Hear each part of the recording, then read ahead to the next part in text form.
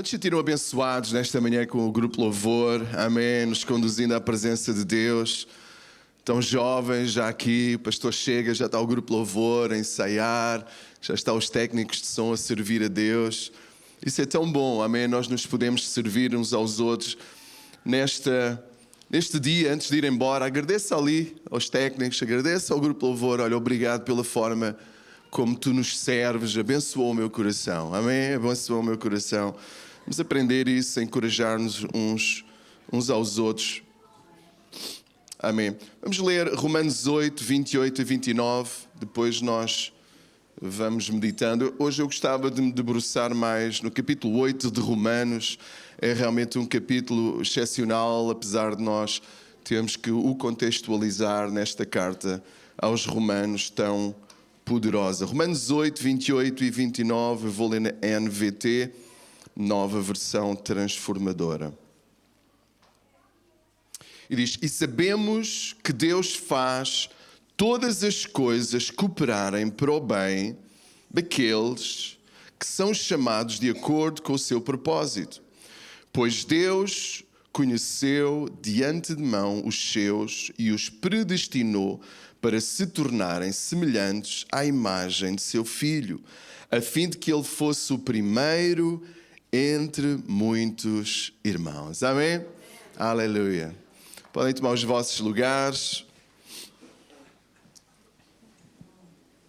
Nós estamos nesta jornada aos domingos das cartas de Paulo, cartas de Paulo, e neste mês estamos a debruçar-nos, ainda que de uma forma um pouco panorâmica, não pormenorizada, acerca desta carta tão importante que é a carta de Paulo aos Romanos. É realmente o Evangelho segundo Paulo, não é? Nós temos o Evangelho segundo Mateus, Marcos, Lucas, João, e também é a grande carta, a grande epístola da argumentação de Paulo em relação ao Evangelho de Jesus Cristo. E é tão importante nós entendermos que isto é um fundamento da nossa vida, não apenas quando nós aceitamos Jesus, mas ao longo da nossa vida nós precisamos de saber aonde está fundamentada a nossa salvação.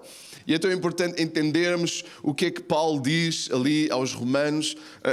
Acredita-se que o contexto, depois de uma grande fome em Roma, os judeus foram expulsos de Roma, sem casa, sem bens, de repente, expulsos simplesmente porque havia fome e eles queriam priorizar os cidadãos romanos.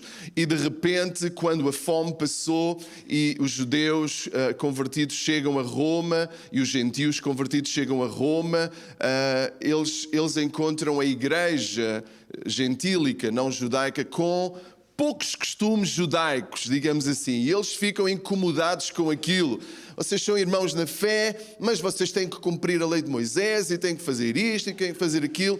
E Paulo traz esta carta para dizer o que é necessário para o ser humano ser salvo. O que é realmente importante para o ser humano ser salvo. E ao longo do nosso tempo, todos nós temos uma história, um background, talvez católico, talvez ateu, talvez nunca ligamos muito às coisas espirituais. Todos nós temos um passado daquilo que nós achamos que é o cristianismo e o que é que significa seguir a Deus. E aqui atrás do nosso cérebro, todos nós temos a ideia que nós podemos conquistar a nossa salvação. E ao longo do tempo nós tivemos que lutar para conquistar uma vida melhor, para tirar boas notas, para sermos bem-sucedidos. Isso faz parte do nosso crescimento, da marca de Deus em nós. Mas há uma coisa que nós nunca poderemos conquistar, é a nossa salvação. Então, de alguma forma, a nossa salvação é alguma coisa que vai contra a nossa natureza de tentar conquistar ou merecer o favor divino, o perdão dos nossos pecados, a vida eterna, a redenção, conforme nós quisermos chamar. E nós falamos sobre Romanos, penso que há uma semana atrás, sobre boas notícias para mais pessoas.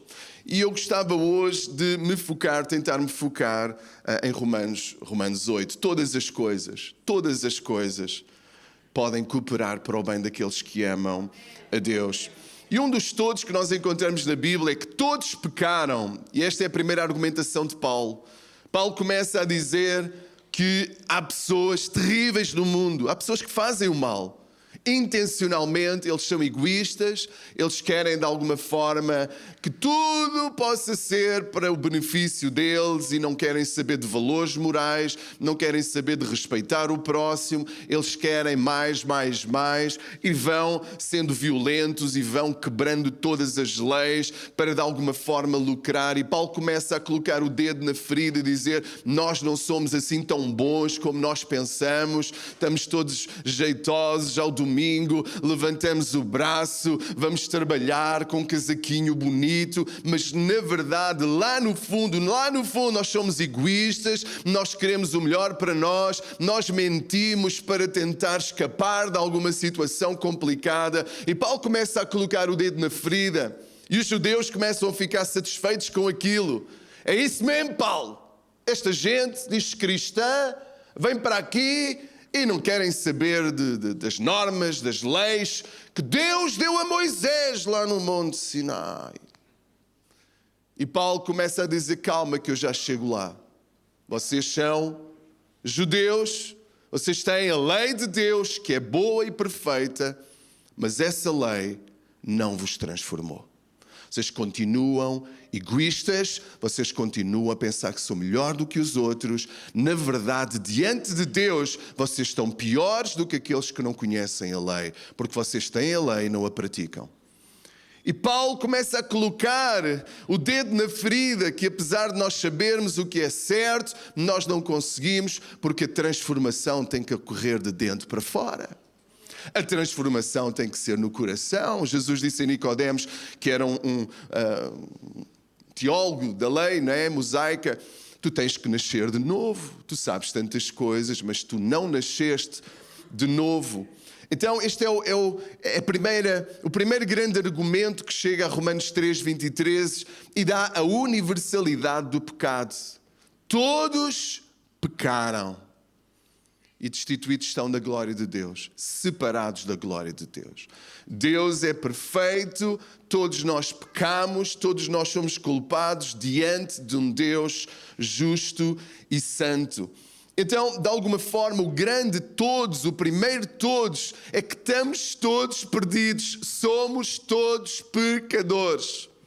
Quem está na igreja, quem não está na igreja, quem tem a Bíblia a ler, quem tem a Bíblia e não lê, quem viveu num ambiente de ateísmo, ou quem viveu dentro da igreja com normas boas, ninguém consegue alcançar o padrão divino. E nós dizíamos que a religião, apesar de ser boa, diz o homem para fazer as coisas boas, ela nunca pode chegar ao padrão perfeito de Deus. E nós temos que religião é como se comparássemos dois trampolins, né? Um trampolim melhor, alguém que saltava melhor no trampolim era um bom religioso, uma boa pessoa. Olha como eu consigo saltar 2 metros, 4 metros, mas o objetivo era ser perfeito. Imagina alguém que tenta tocar na lua a saltar num trampolim. Que ridículo alguém dizer: eu consigo saltar 5 metros e tu só consegues saltar 2. Se o objetivo é tocar na lua, estamos todos perdidos. Se o objetivo é ser perfeito para sempre no céu, como é que eu posso ser perfeito para sempre? Não posso ser perfeito para sempre. Posso tentar ser perfeito 10 minutos, um dia, posso tentar ser perfeito 2 dias, mas logo vem e eu vou errar. Como é que eu posso ser 100% puro, 100% do tempo? Como é que Deus resolve isto? Ele nos ama, Ele nos quer perto dEle, mas nós somos feitos desta massa. E hoje eu quero vos trazer esperança. Que afinal estas más notícias do início têm umas boas notícias a seguir. E Deus está a dizer que é possível nós podermos tocar e ter um relacionamento com Deus e chamá-lo de Abba, papá querido. E como é que nós chegamos lá? E nós começamos, e Paulo começa a sua argumentação de uma forma inspirada pelo Espírito Santo, muito, muito interessante. E a primeira premissa que nós temos é que nós somos todos pecadores. E a segunda é que Cristo morreu por todos nós, sem exceção. Não foi só para os judeus, não foi só para estes, não foi só para aqueles, não foi só para aqueles que tentam fazer o bem, não foi só para aqueles que estão, foi para todos nós. De todas as gerações, de toda a raça, tribo e língua, Cristo veio sem pecado e Ele se ofereceu como justificador para que nós diante de Deus pudéssemos ser santos. Agora, Deus olhou para Jesus e tratou-o como o pior dos pecadores para que nós pudéssemos ser tratados como o filho que nunca pecou. E aquilo que Paulo está a dizer é que já não há condenação para aqueles que estão em Cristo Jesus. E talvez alguns de nós até cair a ficha que somos pecadores, demorou tempo. Mas depois de nós cair a ficha que somos pecadores, nunca mais saímos dessa condição.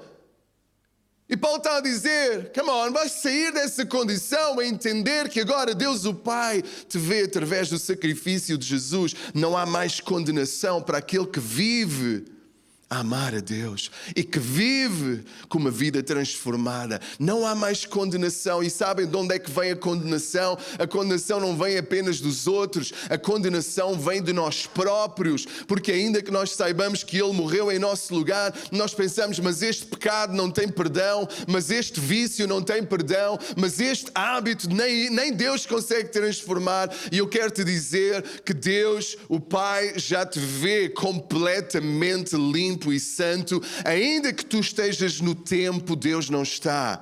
Nós estamos no tempo, nós estamos a ser aperfeiçoados, santificados, mas nós vemos numa linha, Deus vê um ponto. É como se nós já fôssemos iguais ou semelhantes a Jesus Cristo. Ele já nos vê lá mais à frente. Quantos estão gratos a Deus por isso? Tu ainda não te vês como Jesus, eu ainda não sou como Jesus.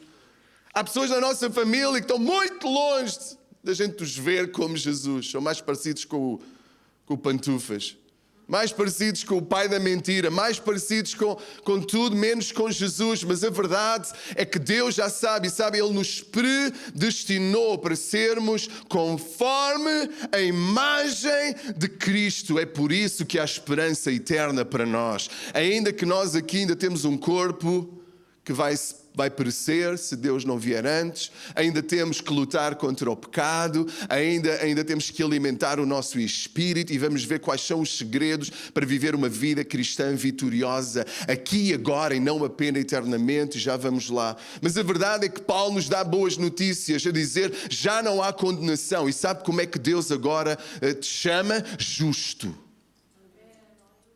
Porque senão quem é que podia orar?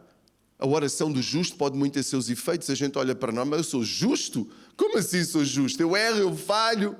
E essa é uma das condenações que o diabo vai trazer à tua vida. Nós estamos num jejum, na oração, certamente tu e eu já falhámos. Nós até queríamos jejuar mais, até pusemos o alarme mais cedo para orar, mas estava tanto frio, não conseguimos dormir bem e de repente lá foi aquele tempo de oração, viemos para a igreja, Senhor, desculpa lá, hoje te queria ter orado mais. Senhor, eu nem sei se a minha oração passa do teto, porque eu ainda sou tão imperfeito, eu queria jejuar e não consegui, ou só consegui 2 dias. Ajuda-me, porque eu não oro o tempo suficiente, eu não oro as palavras suficientes, eu não sei os textos bíblicos, e o diabo quer trazer condenação para te calar diante de um Deus que te ama e que não está tão preocupado com a eloquência, com o tempo, com o teu tipo de jejum, mas ele quer relacionamento contigo. Amém ou não amém? Por isso Paulo diz, o Espírito intercede por nós. Até os nossos gemidos Deus ouve. Até o nosso suspiro Deus ouve. Se é para Ele com o coração no lugar, Deus quer. Porque Ele está à procura de filhos, de relacionamento. E está na altura de nós sairmos dessa condenação. Está na altura de nós sabermos que o sangue de Cristo nos limpa de todo o pecado. Que Ele disse, tetelestai, está consumado. O preço foi pago para tu vires à minha presença, para tu poderes pedir tudo o que tu quiseres, para tu saberes que agora tu és um representante, um filho de Deus na terra, reis e sacerdotes. Está na altura de nós sabermos quem somos, irmãos.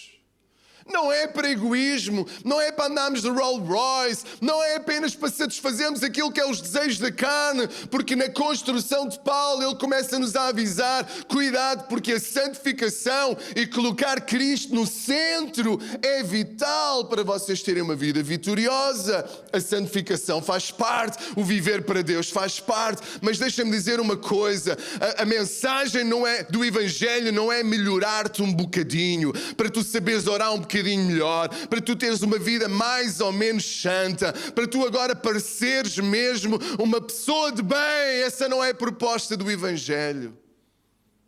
Essa é a proposta da religião. Religião são sempre trapos de imundícia. Sabe qual é a proposta?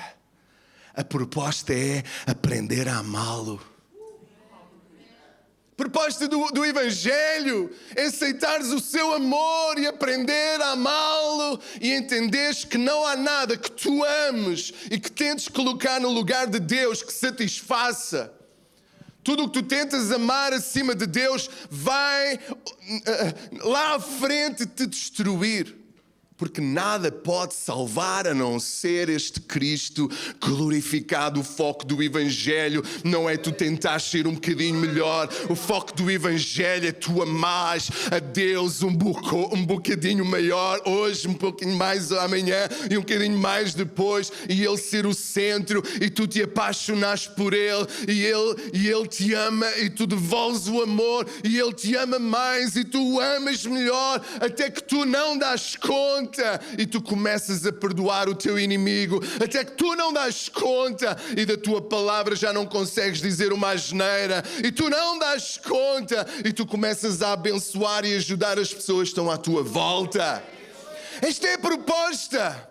A proposta não é melhorar-nos, a proposta não é nos dar uma roupinha nova que amanhã se estraga. A proposta é dizer: filho, vem cá ao Pai. E tu te apaixonas por este Deus incrível. É por isso que Ele é melhor do que pão com manteiga, com queijo derretido, Joel. Aqueles que jejuam 1, 2, 3, 4, 5 dias, sabem aquilo que nós estamos a dizer? De repente, eu comecei a sonhar com picanha. E no meu sonho, eu estava a pôr a picanha na boca e a olhar para a minha esposa a dizer: mas eu não posso quebrar o jejum com picanha, isto vai me fazer mal. E no outro dia eu sonho com carne suculenta. Tu tens que o amar mais do que aquilo que é bom. É mau comer picanha? Não. Eu estou a agendar convites quando terminar, dia 25, a partir daí. Não podem me convidar, porque é coisas boas. Família é bom, amizade é bom, prosperar na vida é bom, comprar um carro novo é bom, casar é bom, ter filhos é bom, mas não é tão bom quanto Ele. Mas não é tão bom quanto Ele. O carro passa, enferruja. A família não é eterna. Os teus filhos casam, vão embora, a tua esposa um dia, ou tu próprio vais embora, mas eu quero te dizer que há um amor que nada pode nos afastar desse amor. Nem a morte, nem os demónios, nada nos afastará desse amor. É o amor de Deus por ti. Aleluia! Investe num amor eterno. É por isso que a Bíblia diz lá: compra ouro. Compra ouro de mim. Compra o que é eterno de mim. Não procures apenas por pão. Procura-me por aquilo que eu te posso dar, que é eterno. Não procures apenas para eu curar uma enfermidade e Ele cura. Procura-me para que tu possas saber aquilo que perdura para todo o sempre. Aleluia. A proposta do Evangelho é amá-lo. A proposta do Evangelho é amá-lo. Vamos para as notas, senão... nós encontramos algo tão importante. E Romanos 8, 1 a 17, este primeiro bloco, faz uma pergunta: quem controla a tua vida? Quem genuinamente controla a tua vida? E há pessoas que não pensam nisto. É vida. Não, algo é o teu motor, algo é o teu alvo. Tu estás-te a mover para algum sítio. E Romanos 8, 1 a 17 diz: agora, portanto, já não há nenhuma condenação para os que estão em Cristo Jesus, pois em Cristo Jesus a lei do Espírito que dá vida os libertou da lei do pecado. Isto são boas notícias, irmãos. Deus nos libertou da lei do pecado. Esta é outra mentira. E nós gostamos muito de Romanos ali, quando Paulo começa a dizer que a carne puxa para um lado, o espírito está pronto, mas a carne é fraca. Quantos gostam dessa parte? Para justificar uma vida carnal, para justificar uma vida que não teme a Deus, que não ama a Deus. Mas Paulo diz que a carne é fraca. E quanto tempo é que essa carne vai continuar a ser fraca, irmão? 10 anos? 20 anos? O que é que tu estás a fazer para enfraquecer essa carne? O que Paulo está a argumentar é que se tu alimentares a carne, ela vai dominar a tua vida para todo sempre. Vai dominar a tua vida até encontrares a morte. Não é para tu justificares uma vida cristã carnal. Não é para tu justificares encheres a cara e beberes o fim de semana. Não é para justificar as tuas zangas com a tua esposa. Não é para justificares uma vida que nada tem a ver com Cristo. É para tu entenderes que há uma dicotomia. Ou alimentas o espírito e tens vida, ou alimentas a carne e estás ferrado. Mesmo um dia levantaste a mão, mesmo sendo membro da casa do Pai. Podes enganar o pastor 20 anos, mas tu não enganas Deus. Há morte atrás de ti. Eu vou te dizer porquê. Porque tu gostas da carne. Tu gostas daquilo que a carne te dá. Mas eu quero te dizer uma coisa. Tu já não és mais escravo da carne. Acabou as desculpas. Tu já não és mais escravo do medo. Tu não és mais escravo do diabo. Tu és agora filho de Deus e Ele te libertou. Ele te justificou. E agora tu tens que fazer uma opção. Ou vais continuar aí uma vida mais ou menos, ou tu vais decidir: Deus, eu vou alimentar o meu espírito, eu vou orar, eu vou deixar que tu controles a minha vida. Eu quero que tu sejas o número 1. Eu te amo e sei que tu me amas mais do que a minha mãezinha. Tu me amas mais do que o patrão. Tu me amas mais do que os meus filhos. E eu quero fazer a tua vontade. Eu quero que tu sejas o número 1. Tu começas a investir na tua relação, no teu amor, colocá-lo em primeiro lugar. Deus, vou colocar as minhas finanças em primeiro lugar. O que é que tu queres? Ajuda-me a ser o melhor administrador. Vou colocar o meu tempo nas mãos de Deus. Vou começar a orar, a buscar a Deus, a viver em fé. E de repente a nossa vida começamos a emanar vida por todo o lado. Porque se casa do Pai é só religião, irmãos, há coisas mais bonitas para fazer, viagens mais bonitas para fazer. Nós queremos emanar vida, sim ou não? Oh, irmão, quando nós começamos a andar com Deus, nós começamos a ser aqueles que Deus usa para trazer vida à nossa volta, para mudar a história, para mudar a cidade, para mudar circunstâncias. Sim ou não? Aleluia. Então Paulo está a dizer: a lei não era capaz de nos salvar por causa da fraqueza da nossa natureza. A lei, saber Bíblia, saber versículos de cor, saber os 10 mandamentos de cor, não transforma o coração. É isso que Paulo está a dizer. Na verdade, confronta-nos, é um espelho a dizer: estás despenteado, estás com ramela, estás cheio de pelos da tua cadela aqui na tua roupa, que é a minha cruz agora, não é? Se alguém souber aí forma de não cair mais pelos da cadela, é alguma fórmula mágica, fale comigo no final. Nós olhamos para o espelho e nós vemos a nossa imperfeição. Na nossa cabeça nós pensamos que somos jovens, cheios e nós olhamos para uma foto: ih, cabelos brancos, ih, pá, estás mais gordo, ih, pá. Por isso que as pessoas não gostam de fotografia, não gostam do confronto da realidade, não gostam do confronto. Preferem viver uma fantasia, preferem viver uma cena virtual. Há pessoas que metem fotografias às vezes nas redes sociais, quando a gente as encontra. Quem és tu? A fotografia é tua? É, quando eu tinha 20 anos. Mas já passou esses 20 anos, meu amigo. Ou tens 40, tens 50. Nós queremos viver no passado, numa ilusão. E a verdade é que nós precisamos de encarar a nossa realidade, a nossa fragilidade, a nossa humanidade. Mas depois diz, a lei não era capaz de nos salvar por causa da nossa fraqueza, da nossa natureza humana. Por isso Deus fez o que a lei era incapaz de fazer ao enviar o seu Filho na semelhança da nossa natureza humana pecaminosa e apresentá-lo como sacrifício por o nosso pecado. Cristo vai ser sempre o Cordeiro de Deus. Mas eu quero dizer que este Cordeiro é o Senhor dos Senhores e Rei dos Reis. É o leão da tribo de Judá também. Mas Ele se sacrificou em nosso lugar. Ele se fez expiação. Ele pagou o preço do nosso estado, da nossa humanidade. E isso são boas notícias. Com isso declarou o fim do domínio do pecado. Eu gosto desta versão da NVT. Declarou o fim do domínio do pecado.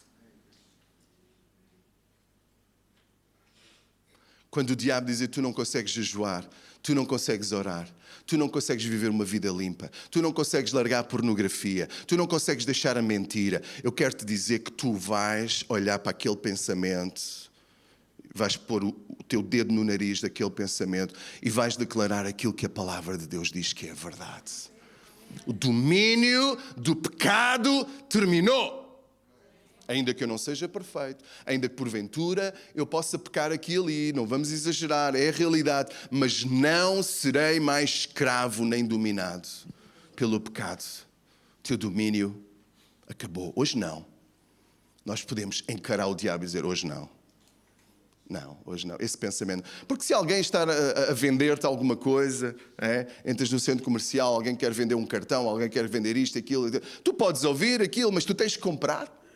Tu não tens de comprar se tu não precisas. Aquilo está em promoção. Mas eu tenho 3 lá em casa. Está em promoção, mas eu não tenho que comprar. Não, tu não tens que comprar aquilo que o diabo segreda ou a velha natureza segreda aos teus ouvidos. Tu não tens que comprar. Olha, tão fácil. Olha, tu podias agora mentir e escapavas. Olha, agora tu disseste ao pastor que estás a jejuar e toda a gente pensa que tu és um santo, mas na verdade, olha, come uma zepa e amanhã começas outra vez. Tu não tens que comprar, podes dizer, não. Não, obrigadinho. Não foi assim que Jesus venceu a tentação lá no deserto, em tudo foi tentado, mas sem pecado. Não me vou mandar daqui abaixo. Não vou transformar as pedras em pães. E ele, pela palavra, ele dizia não. Há poder no não. Sabes como é que tu vais vencer o diabo? Não é só com jejum e oração. Sabes como? É como? É dizeres não no privado. Quando só estás tu, ninguém vê, ninguém sabe, e tu dizes, não, diabo, não. Ninguém vê, tira lá isso. Não. O diabo começa a dizer, com isto eu não faço farinha, com isto eu não faço nada. Não. E começas a dizer sim ao Espírito de Deus. Sim ao Espírito de Deus. Sim ao impulso do Espírito. Aqueles que são dominados pela natureza humana pensam em coisas da natureza humana. O que é que tu pensas? O que é que cogita sempre a tua mente? Mas os que são, eu gosto desta palavra, controlados pelo Espírito, pensam em coisas que agradam o Espírito. Portanto, permitir que a natureza controle a mente resulta em morte, mas permitir que o Espírito controle a mente resulta em vida e paz. E etc. Paulo começa Começa aqui, você já não tem que fazer o que a vossa natureza humana pede, já não é escravo. E este argumento começa a ser, mas todos os que são guiados pelo Espírito, esses são filhos de Deus e podem dizer, Abba, Pai, e somos seus herdeiros. Então a grande questão é, o que é que controla a tua vida? O que é que está no volante? O que estiver no volante da tua vida vai determinar o teu futuro. As curvas que tu vais fazer é de acordo com aquilo que está a controlar. O Espírito de Deus ou a tua carne. Eu quero dizer, não confies na tua carne. Confia naquilo que o Espírito de Deus te diz. A segunda premissa, o grande bloco de Romanos 8, é do verso 18 ao 30. Porque, irmãos, mastiguem bem este capítulo, é fantástico, todo Romanos. E a segunda premissa é que o teu futuro, quando o Espírito controla a tua vida, o teu futuro é glorioso, o teu destino é incrível. Isso nos dá esperança, ainda que haja alguma imperfeição, ainda que não haja tudo bem, mas se Ele controla a minha vida, não te preocupes se tu vais passar por uns vales, se vai furar um pneu, se as coisas não vão, às vezes pensas que é o caminho mais fácil, não é pela autoestrada, mas eu quero te dizer que o teu futuro em Cristo é glorioso. Ele te predestinou, Ele colocou o destino final do teu GPS, ser semelhante a Cristo. Aleluia. É o céu, é a eternidade, é a semelhança de Cristo. Então, considere que todo o nosso sofrimento de agora não é nada comparado com a glória que nos revelará mais tarde. Então, não te compares apenas, não busques apenas o melhor caminho, o caminho mais confortável. Qual é o mínimo possível que eu tenho que fazer para ser cristão e um dia ir para o céu? Essa não é a pergunta. A pergunta é como é que eu posso amá-lo mais hoje do que ontem. Esse é o foco. Porque senão tu estás a perder muito da tua jornada cristã.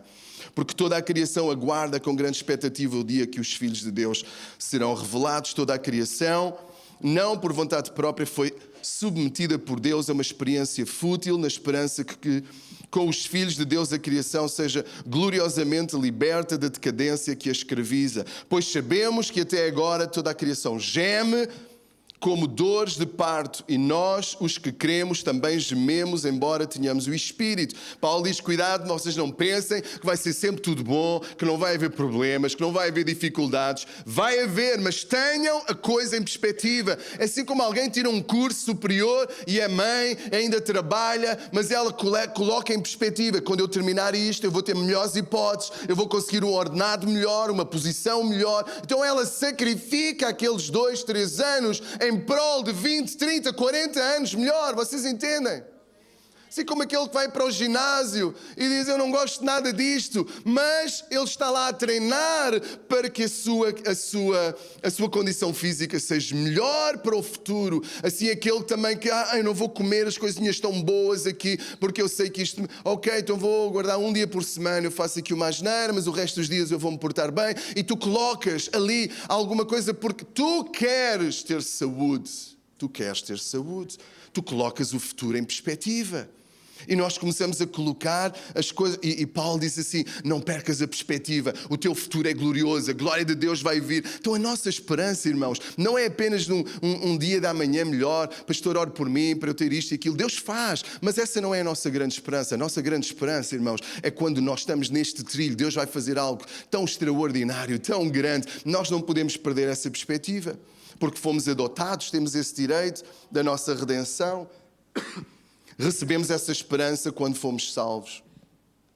E o Espírito nos ajuda na nossa fraqueza, pois não sabemos orar segundo a sua vontade, a vontade de Deus, mas o próprio Espírito intercede por nós com gemidos que não podem ser expressos em palavras, e o Pai que conhece cada coração sabe quais são as intenções do Espírito, pois o Espírito intercede por vós, povo santo, segundo a vontade de Deus. E sabemos que Deus faz com que todas as coisas cooperem para o bem daqueles que o amam e que são chamados de acordo com o seu propósito. Então, nós temos neste verso a chave de como é que todas as coisas podem cooperar para o nosso bem.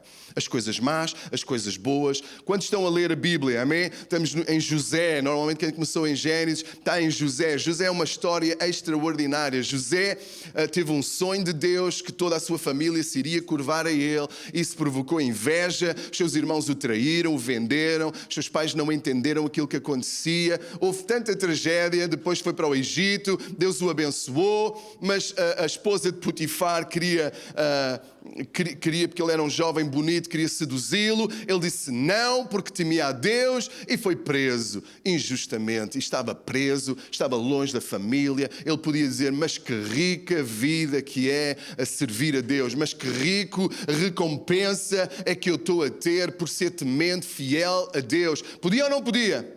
Mas ele colocou os olhos naquele que estava a prometer, naquele que dava o sonho. Eu quero te dizer uma coisa, mantém a tua integridade nos tempos difíceis.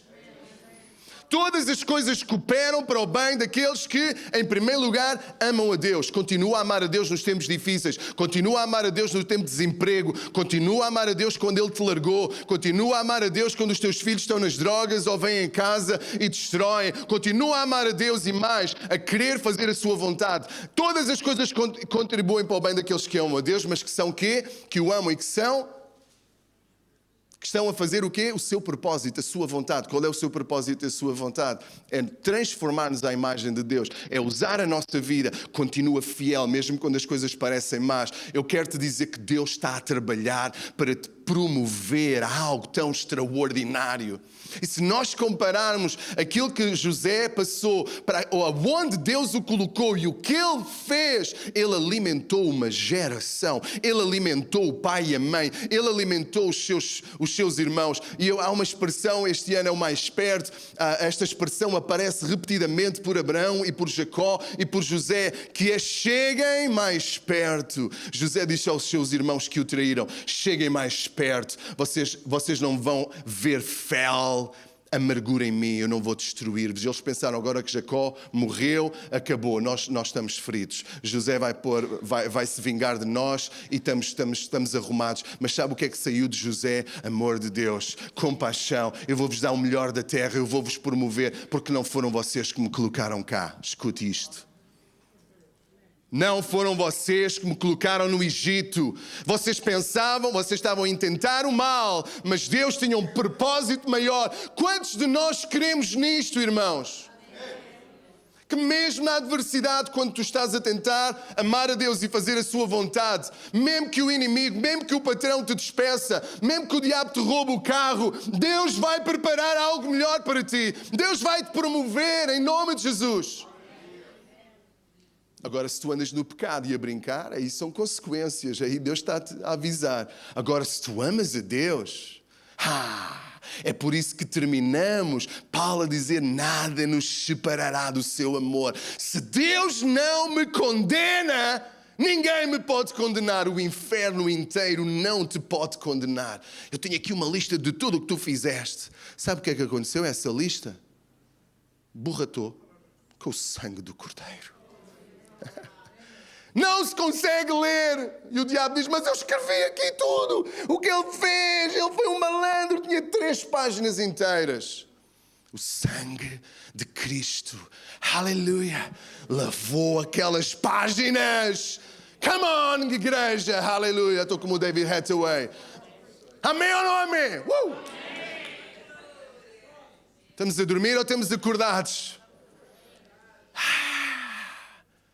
Chega de viver vida cristã na grainha. Chega de viver vida cristã ali a meio gás. Vamos viver vida cristã que vale a pena, igreja. Vamos viver uma vida que vale a pena, igreja. Porque eu abortei, porque eu falhei, porque eu fui abusado pelo meu pai, porque eu abusei, porque eu, alcoolizado, fiz o que não devia, porque eu matei, porque eu adulterei. Está consumado, irmão. Não há mais condenação. Eu não estou a dizer que não haja consequências humanas quando tu quebras a lei dos homens. Talvez até há pessoas que têm que ir para a prisão dos homens porque assassinaram, mataram. Mas eu quero te dizer, lá dentro, diante de Deus, tu és um santo.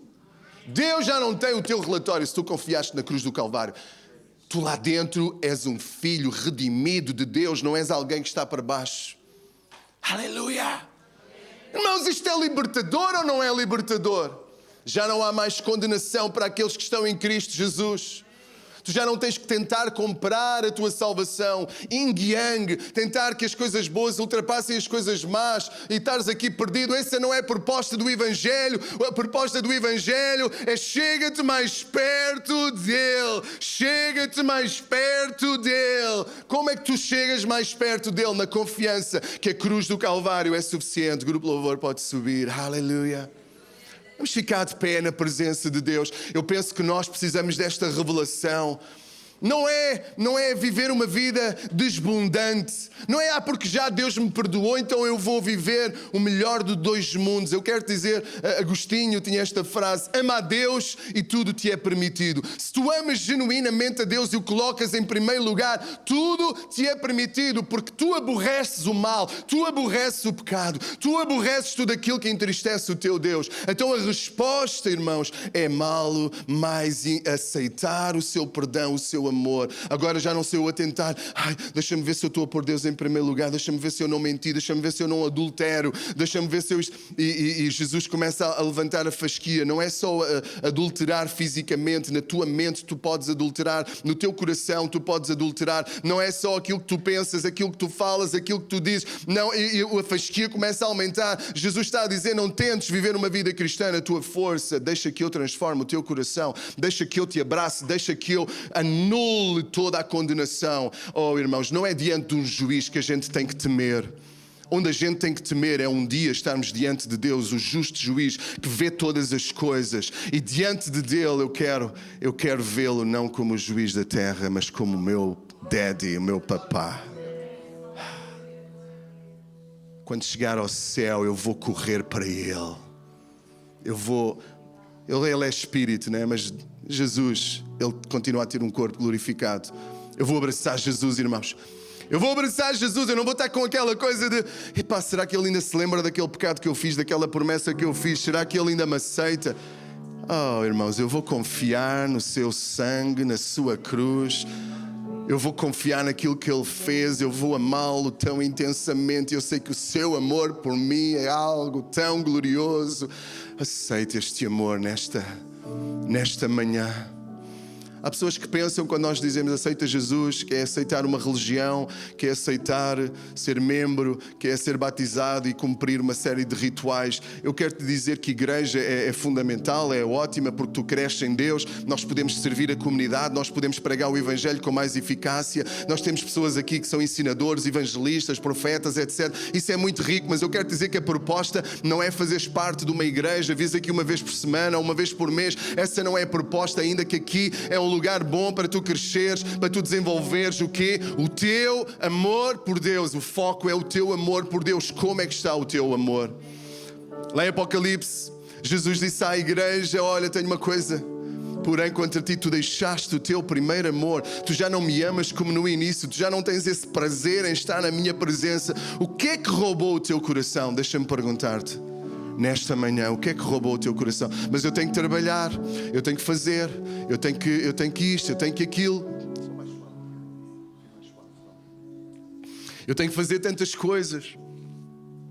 Eu quero te perguntar uma coisa: o que é que roubou o teu coração? O que é melhor do que Ele? Por que é que já não oras? Por que é que já a Bíblia já é um livro? Por que é que é tão fácil nós amarmos mais picanha e um pão com queijo derretido do que jejuarmos e buscarmos a Deus e dizermos: Deus, eu não te largo até tu aqueceres o meu coração outra vez. Eu não te largo, Deus, até... Sabem, muitos de nós vimos a Deus porque Ele é todo poderoso, Ele nos ama e Ele até pode fazer umas coisas jeitosas por nós, Ele pode nos abençoar, Ele pode todas as coisas, mas se nós o queremos apenas por isso, nós estamos a adulterar Deus, nós estamos a querer usá-lo em nosso benefício. Isso é adultério espiritual. É duro, mas é isto. E ninguém pode violar Deus. Ninguém pode tirar de Deus da sua mão aquilo que Ele não quiser dar. E Deus está a dizer, é isto que tu queres. É só isto que tu queres. Quantos de nós como pais, os nossos filhos vêm e nós tínhamos tanto para lhes dar, mas eles só querem alguma coisa que está na mão. É só isto que tu queres? Só quer 5 euros para um maço de tabaco. Eu nem sei quanto é que custa um maço de tabaco, mas está tudo tão caro.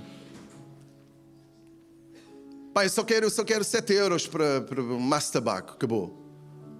O papá tinha tanto mais para te dar, filho. Tu achas que é isso que vai trazer paz ao teu coração? Toma lá isso. Quando tu queres verdadeiramente paz, vem aqui. Quanto é que tu queres? Eu quero 30 euros para beber 10 imperiais, para esquecer tudo. Queres viver nesse mundo de fantasia? Quanto tempo? Quanto tempo queres viver nesse mundo de fantasia? Agora já tem dinheiro para whisky. O mundo fantasioso do whisky é tão mau como o mundo do álcool que custa 1,5 € no Pingo Doce. O mundo fantasioso das drogas é tão fantasioso como os likes do Instagram.